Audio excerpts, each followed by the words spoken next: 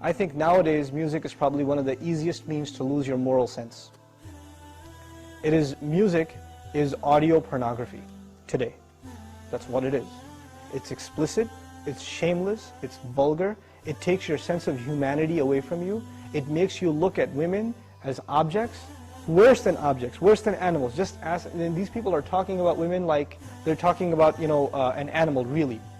It objectifies women, and especially I've noticed a lot of the brothers that I know of, Muslims, that are really into the hip-hop scene, and they're kind of doing the hifdh of the song, right? They're memorizing the song, and they're really good at reciting it with perfect tajweed too, right?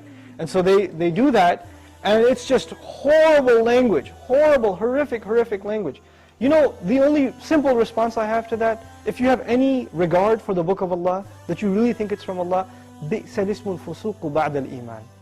Even the name, the mention, the word for something bad is terrible once you have faith. Even the mention of something terrible is horrible for you, it's harmful for you after you have faith. You have to have a clean tongue. You have to say what قُلْ لِعِبَادِي يَقُولْ الَّتِي هِيَ أَحْسَنُ. Tell my slaves to say that which is the best. Say what is the best. Say good things from your mouth.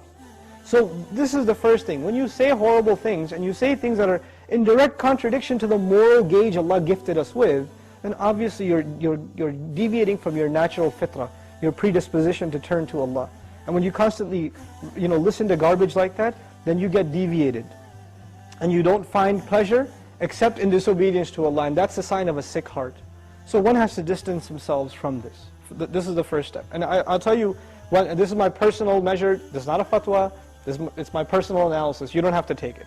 But if a person finds listening to the Qur'an annoying, after they've been listening to hip-hop and this and that for a long time, and as soon as somebody puts the Qur'an on in the car, you know what they say? Oh man, turn that off, man, I don't want to, I just want to talk. And they immediately, they get a little annoyed when they hear the Qur'an. That actually means the shayateen have taken over. And they're constantly making waswas out of this person. Because what do the shayateen hate the most? Yes, they hate the Qur'an. They hate the word of Allah. They flee, it hurts them. So you know what they do? Because this person has let the shayateen, the devils, into his heart, they start pinching at his heart when he hears Qur'an, and he says, I don't want to hear this. Right? It's like surgery, it's like pulling a tooth for this person. This happens. When you try to give this person a reminder from Allah's word, they get annoyed by it, like agitated, like an allergic reaction. Why? Because they've let the shayateen in. To let them out, the first thing you got to do is stop supplying them with fuel. This is fuel. This useless wasting of time, this is fuel for shaitan. They love that you waste your time. They love it.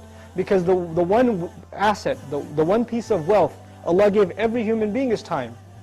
And what is music and TV and YouTube and Facebook and MySpace and like Twitter and whatever else? If you're spending hours and hours and hours on this stuff, what is it except destroying your time? It's taking that one asset away from you. Shaitan would love nothing more. May Allah subhanahu wa ta'ala give you the strength to get away from these temptations. My advice that I keep going over, I can't get enough of giving this advice, find better friends. Find company that is not into these things and try to spend more time with them, and inshallah you'll wean yourself off of these habits. Bi-idhnillah.